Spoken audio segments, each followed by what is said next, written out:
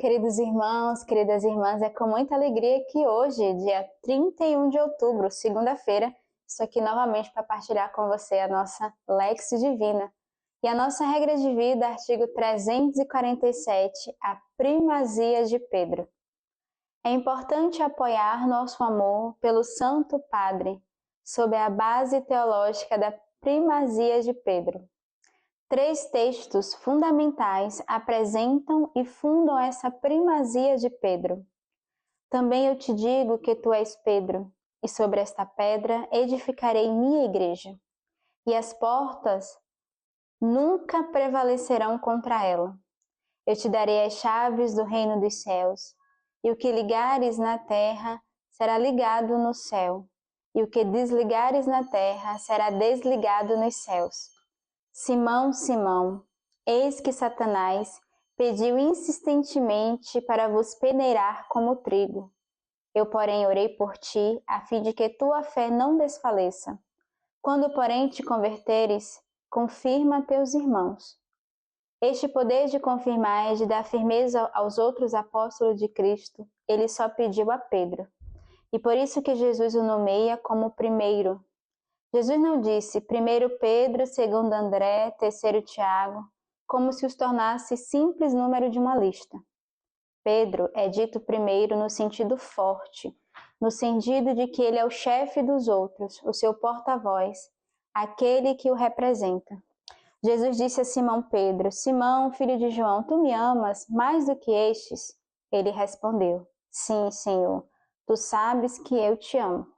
Jesus lhe disse: apacenta meus cordeiros. Segunda vez disse-lhe: Simão, filho de João, tu me amas? Sim, Senhor, disse ele. Tu sabes que te amo. Jesus disse-lhe: apacenta as minhas ovelhas. Pela terceira vez lhe disse Simão, filho de João, tu me amas? Entristeceu-se Pedro, porque pela terceira vez lhe perguntara: tu me amas? E ele disse: Senhor, tu sabes tudo. Tu sabes que te amo. Jesus lhe disse: apacenta as minhas ovelhas. São as ovelhas de Cristo confiadas a Pedro. Ele se torna então vigário de Cristo pastor. Essas 3 palavras mostram a vontade do próprio Cristo de manifestar a primazia de Pedro. Esta questão é muitas vezes posta em causa no decorrer da história da Igreja. Verdadeiramente, esta vontade de haver um chefe dos apóstolos. Nós a vemos como vontade de Cristo. Jesus transmite sua autoridade. A partir deste momento, todas as medidas que o seu vigário tomar na terra serão ratificadas no céu, isto é, pelo próprio Deus. É o próprio Pedro a quem Jesus confiou as suas ovelhas como a um outro eu. Ele queria confiar-lhe suas ovelhas de tal forma que ele mesmo permaneceria na cabeça, enquanto que Pedro representaria o corpo, isto é, a igreja. E da mesma forma como o esposo e a esposa, sendo 2, formam um só, e também para lhe confiar suas ovelhas, o que ele disse de antemão, para não as confiar a alguém diferente dele. 3 vezes, Pedro, tu me amas? E 3 vezes Pedro respondeu, eu te amo. Dito de outra forma, ele fortifica o amor para consolidar a unidade. Então ele é o único pastor neles e eles o são nele só. Há para Pedro e seus sucessores 3 funções: ensinar e, de uma forma particular, com a graça da infalibilidade, ensinar infalivelmente o depósito revelado, uma vez para sermos aos apóstolos, confirmar os irmãos na fé e fundar a fé.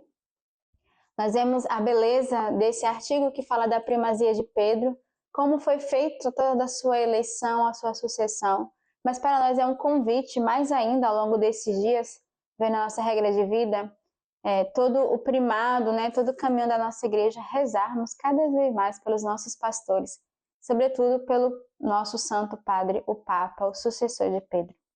Primeira leitura, Filipenses 2, de 1 a 4. Portanto, pelo conforto que há em Cristo, pela consolação que há no amor, pela comunhão no Espírito, por toda ternura e compaixão, levai à plenitude a minha alegria, pondo-vos acordes no mesmo sentimento, no mesmo amor, numa só alma, num só pensamento. Nada fazendo por competição e vanglória, mas com humildade, julgando cada um os outros superiores a si mesmo, nem cuidando cada um só do que é seu, mas também do que é dos outros. A própria leitura já diz, já é um convite, sejamos todos um só corpo, um só coração, uma só alma, unido a Deus, e seremos por Ele consolados nessa troca de união, de amor, de proximidade com o Senhor. O salmista, hoje 130, um belo salmo. O Senhor, meu coração não se eleva, nem meus olhos se alteiam. No mundo atrás de grandezas, nem de maravilhas que me ultrapassem. Não fiz calar e repousar meus desejos, como criança desmamada no colo de sua mãe. Como criança desmamada estão em mim meus desejos. Israel, põe tua esperança no Senhor, desde agora e para sempre. O salmista nos convida a sermos como crianças no colo, nos braços de Deus, a ter esse coração pequeno, esse coração simples. O evangelho de hoje, Lucas 14, em seguida disse, aquele que o convidara, ao dares um almoço ou um jantar, não convide teus amigos, nem teus irmãos, nem teus parentes, nem os vizinhos ricos, para que não te convidem por sua vez e te retribuam do mesmo modo. Pelo contrário, quando deres uma festa, chama pobres, estropiados, coxos, cegos. Felizes serão então, porque eles não têm com que te retribuir. Serás, porém, recompensado na ressurreição dos justos. Então, o evangelho de hoje é o evangelho da humildade, da pobreza, da pequenez. O Senhor que pede de acolhermos os pobres, os fracos, os frágeis, aqueles que estão à nossa volta, de convidarmos a nossa casa, e não é só a nossa casa exterior, né, a nossa casa física em si, mas a casa de Deus, convidar a casa do Senhor a fazer essa experiência de serem eleitos e escolhidos por Deus. A leitura patrística de hoje da Constituição Pastoral Gaudium et Spes sobre a Igreja no Mundo de hoje, do Concílio Vaticano II. E eu convido você a meditar ao longo de todo esse dia essa leitura da nossa igreja, que o ofício das leituras nos oferece. São belíssimas leituras patrísticas, você pode acompanhar, você pode rezar, e já preparando o nosso coração, nós estamos terminando o mês de outubro e vamos entrar nesse mês da Festa dos Santos, o mês de novembro. Peçamos ao Senhor a graça de, já nos aproximando ao final do ano, de rumos à meta do céu, com o coração próximos, unidos ao Senhor, fazendo a sua vontade.